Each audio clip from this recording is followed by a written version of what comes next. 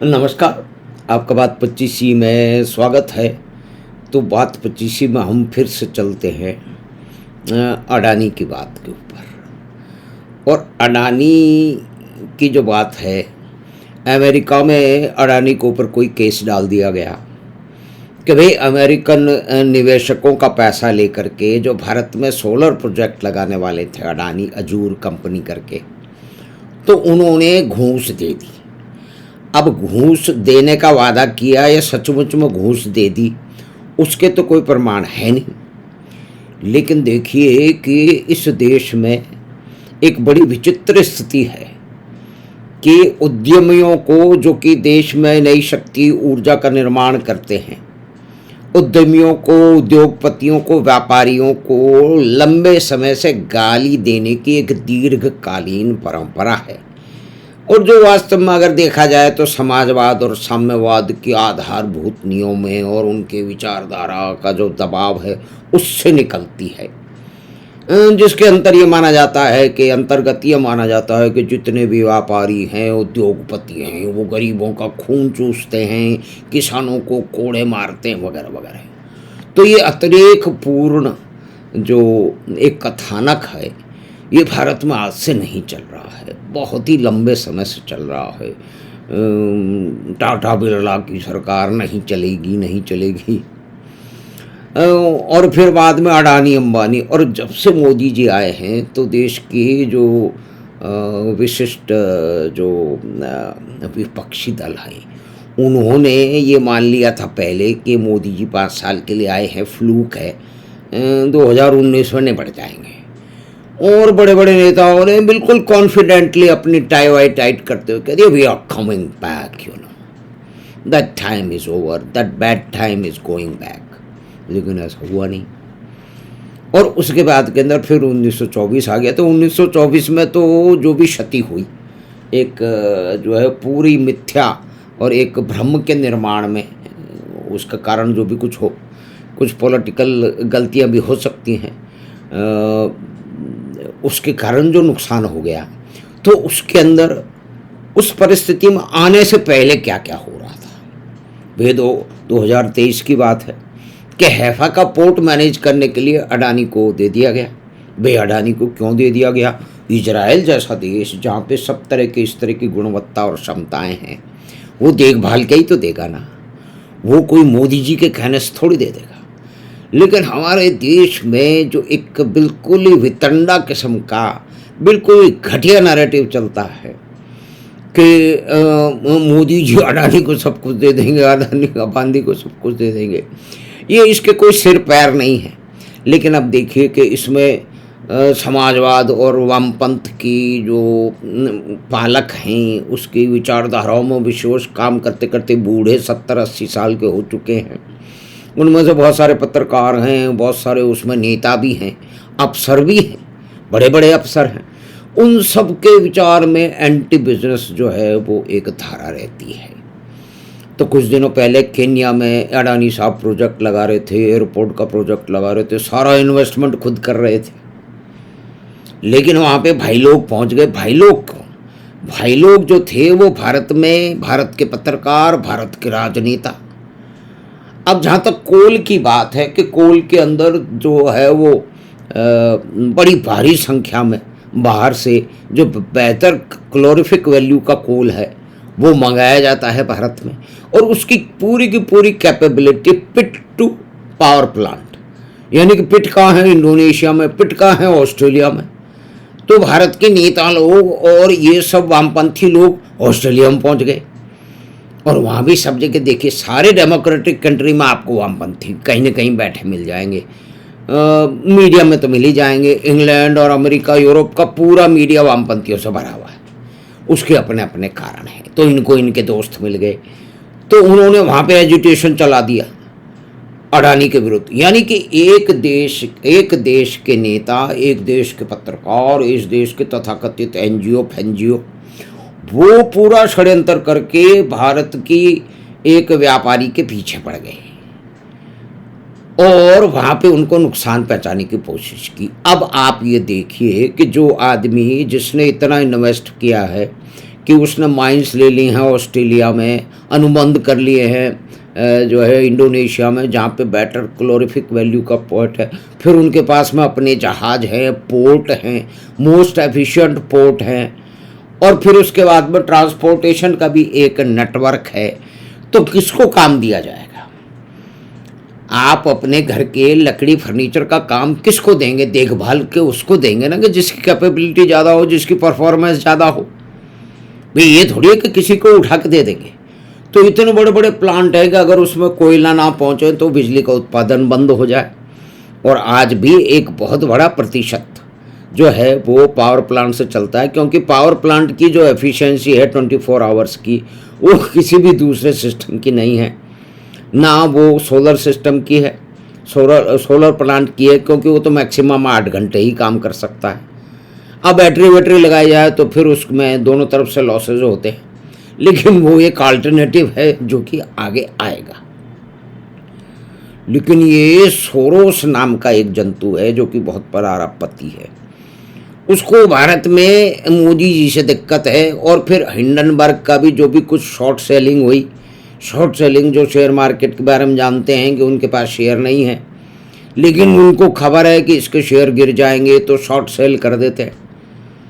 भाई 1000 रुपये का जो शेयर बेच दिया, फिर वो 2-3 दिन बाद 800 रुपये का हो गया तो उसको खरीद लिया, बड़ा तकड़ा मुनाफा कमा लिया। तो हिंडनबर्ग ने भी ये किया। भारत के रवीश कुमार वगैरह हिंडन नदी के किनारे हिंडनबर्ग चिल्लाते हुए पाए गए। और केनिया में जो अडानी साहब का जो प्रोजेक्ट होना रहा उसका बंटाधार हो गया, वहाँ पे चीनियों को घुसवा दिया। अब जहाँ पे केनिया के अंदर अडानी साहब खुद अपना इन्वेस्टमेंट करके वो प्रोजेक्ट खड़ा कर रहे थे, क्योंकि एविएशन सेक्टर में, पोर्ट सेक्टर में उनको महारत हासिल है और भारत के लोगों को काम मिलता, भारत के लोगों को सब कॉन्ट्रैक्ट मिलता, भारत के लोग वहाँ पे जाके काम करते। लेकिन इससे मतलब क्या है? भाई सबसे मतलब ये है कि मोदी जी को नुकसान पहुँचाना है, और मोदी जी गुजरात से आते हैं, अडानी और अंबानी भी गुजरात से आते हैं, तो एक गाली गलौज का एक पूरा का पूरा कल्चर बन चुका है। और फिर जो सोरोस का जो ओपन सोसाइटी, यानी कि एक बंदा बाहर बैठ के कह रहा है कि मैं इस भारत में सत्ता परिवर्तन कर दूंगा, और सत्ता परिवर्तन करने में अगर अडानी को नुकसान होगा तो मोदी जी की पॉलिटिकल कैपिटल कम हो जाएगी, तो इस प्रकार से हम परिवर्तन कर देंगे। और भारत की जो तथाकथित पत्रकार हैं, बुद्धिजीवी हैं, तिलचट्टा ब्रिगेड भी है, वो कुल मिला के उनका सबसे बढ़िया, सबसे उत्तम और सबसे सटीक जो विश्लेषण है, यानी कि उनकी जो उनके कार्यकलापों को अगर समझा जाए तो तिलचट्टा ब्रिगेड में समझा जा सकता है। ये नया छछूंदर शुरू हुआ है कुछ दिनों पहले। भाई अब चीफ जस्टिस ऑफ इंडिया ने अपने कुछ वकीलों को कहा था ये कॉकरोच, कि वो जो है वहाँ बैठ कर के लॉबिंग करते हैं और अपने सुप्रीम कोर्ट में होने का बेजा फ़ायदा उठाते हैं। लेकिन कॉकरोच जो है वो एक जो क्या कहते हैं नटवर लाल जी, उनके चेले ने पकड़ लिया और करोड़ों फॉलोअर कुछ ही दिन में हो गए। तो पार्टी बनाकर भारत में आ गए और फिर उन्होंने शाहीन बाग टाइप एक परिवर्तन करने की कोशिश की, अन्ना आंदोलन वगैरह वगैरह उसका पुनरावृत्ति करने की कोशिश की, लेकिन उसमें तो कुछ हुआ नहीं है। लेकिन अभी ये खबर है कि जो बिडेन के टाइम में, यानी कि जो डेमोक्रेट थे, तो उस समय भारत के ऊपर जो ये केस डाला गया था। अब फिर जब से ट्रंप साहब आ गए उन्होंने केस बदल दिया है। लेकिन अमेरिका की कानून व्यवस्था है, उसमें कोई न कोई जज है जो कि पीछे लगा हुआ है। और सोरोस का तो वहाँ पे एंगल हो ही सकता है कि सोरोस के सारे दुनिया में सोर्स हैं। और म्यूनिख में बैठ करके उसने कहा था कि मैं भारत में परिवर्तन करवा दूंगा, मैंने इतने बिलियन डॉलर रखे हुए हैं, और उसके पैसे आ भी रहे हैं।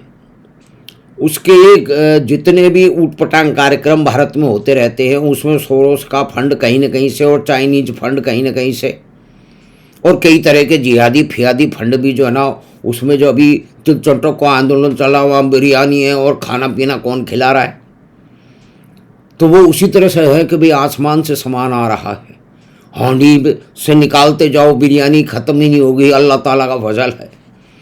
तो इस तरह की बातें जो चल रही हैं। लेकिन अब परिवर्तन यूँ आ चुका है कि वो जो पुराना केस था उसके बारे में फिर अडानी साहब को कहा गया कि आप $10 बिलियन अमेरिकन सोलर सेक्टर में इन्वेस्ट करो, तो वो तैयार हो गए। तो कोई ना कोई ट्रेड ऑफ निकलेगा और व्यापार का मामला है, कोई पूरी तरह से सिद्ध नहीं हुआ है कि दे दिया गया है, मतलब ये घूस दे दी गई है। घूस देना सिद्ध कैसे होता है भारत में? होता ही नहीं है। अगर दिया भी है तो भी नहीं होगा, तो इसका मतलब सुनी सुनाई बात है। और फिर उसको पुश करने के लिए भारत के नेता, भारत के पत्रकार, भारत के तथाकथित बुद्धिजीवी और तिलचट्टा ब्रिगेड वो इसमें लग गए हैं। तो कुल मिलाकर के अडानी के केस जो है वो रीशेप करेगा और आजकल की बदली हुई परिस्थितियों में अडानी का रोल सामने है कि एनर्जी सेक्टर में उनका 8% से अधिक भारत के क्षेत्र में जो हुआ है, तो वो एक बहुत बड़ा साइज है। उसको वो कंट्रोल कर रहे हैं क्योंकि उनके पास कैपेबिलिटी है, लोग उनको लोन देने के लिए तैयार हैं, दुनिया भर से उनको लोन मिल रहा है और बड़े बड़े प्रोजेक्ट कर रहे हैं। वामपंथियों के राज में भी झिमगम का पोर्ट भी उन्हीं ने बनवाया है। और कुछ महान जो है वो जो उसको कहते हैं भारत के बुद्धिजीवी, वो कहते हैं कि इसीलिए केरल की वामपंथी सरकार को जो है ना उसकी सज़ा दे दी गई है। भाई सज़ा कैसे दे दी गई है? तो ये उन लोगों को जिनको प्रोजेक्ट की महत्ता मालूम नहीं है, जिनको बिजनेस में जो व्यापार में एक गुणवत्ता या अपनी एक परिस्थिति है उसको मालूम नहीं है, और जो कि पूरी तरह से जिनका जीवन या पूरा उद्यमियों को गाली देने में गुजरा है, उसी में वो बूढ़े हो गए हैं। भारत में ये बड़े लंबे समय से चल रहा है। उसी चक्कर में तो पूरा का पूरा बंगाल जो है उसको बर्बाद कर दिया। स्वतंत्रता के समय भारत में बंगाल जो था, पश्चिम बंगाल, वो एक सबसे बड़ा इंडस्ट्रियल हब था। सारी दुनिया भर की बड़ी बड़ी कंपनियां, प्रिसीजन इंजीनियरिंग कंपनियां, कंस्ट्रक्शन कंपनियां, व्यापारिक कंपनियां, मैन्युफैक्चरिंग कंपनियां हर क्षेत्र की वहाँ थी। लेकिन उसको बर्बाद कर दिया गया। क्यों? क्योंकि बराबरी लाएंगे वामपंथ के हिसाब से, समाजवाद के नियमों पर वो चलते चलते जो है वो वामपंथी व्यवस्था ले आएंगे। चीन में तो वामपंथी व्यवस्था 1978 में माओ की मृत्यु 76 में उसके बाद ही बदल गई, और पूरा उन्होंने अमूलचूल परिवर्तन कर दिया। भारत के वामपंथी बैठे बैठे देखते रहे। भाई उनको तो हवा ही नहीं थी, उनको तो पता भी नहीं था कि क्या हो रहा है चीन में। चीन की आज जो है वो जीडीपी वो करीब जो है वो 19 से 20 ट्रिलियन डॉलर के पे। हम उससे 5 गुने कम, 4-5 गुने कम 4.5 पे खड़े हुए हैं। और इसमें देश के जो समाजवादी और वामपंथी विचारधाराओं के लोगों का, पत्रकारों से लेकर के नेताओं का एक मुख्य रोल है, क्योंकि वो उनकी आसक्ति जो है वो छूटी नहीं चली जाती। तो अडानी का केस एक केस पे खड़ा हुआ है। दुनिया भर में काम लोग उनको देने के लिए तैयार हैं, लेकिन भारत के नेता, भारत के पत्रकार, भारत के बुद्धिजीवी 24 घंटे जो है वो अडानी को गाली देने की एक व्यसन है उसमें पड़ चुके हैं। तो हमारा शायद की बातचीत जो कि अडानी समूह के ऊपर थी, उन पे चलते हुए अमेरिका में केस में थी, उसमें क्या परिवर्तन आ रहे हैं और आगे क्या होने की संभावनाएं हैं, और किस तरह से भारत का 8% के करीब एनर्जी सेक्टर, चाहे वो कोल बेस्ड थर्मल पावर हो या कि सोलर पावर हो, उसमें अडानी का हिस्सा है। तो एक बहुत बड़ा रोल वो इसमें ऊर्जा क्षेत्र में कर रहे हैं, इतने सारे लोगों को काम भी दे रहे हैं, और अब वो डिफेंस के और अंतरिक्ष के क्षेत्र में भी जा रहे हैं। तो उसमें और छाती कूटना आरंभ होगा तिलचट्टा ब्रिगेड वगैरह वगैरह का।